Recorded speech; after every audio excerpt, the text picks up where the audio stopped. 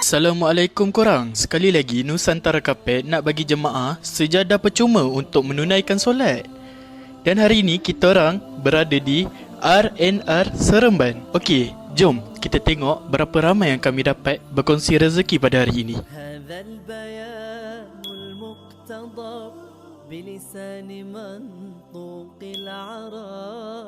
وعلى مضامين الأدب قد جاءنا خير. Memandangkan Encik pun tadi dah tunjuk bukti Encik follow kita orang. Terima kasih banyak. Semoga perusahaan Nusantara Carpet ni terus mendapat barakah dan terus berkembang. Amin. Memudahkan urusan. Cik, satu je. Nusantara Carpet teman ibadah anda. Nusantara Carpet teman ibadah anda.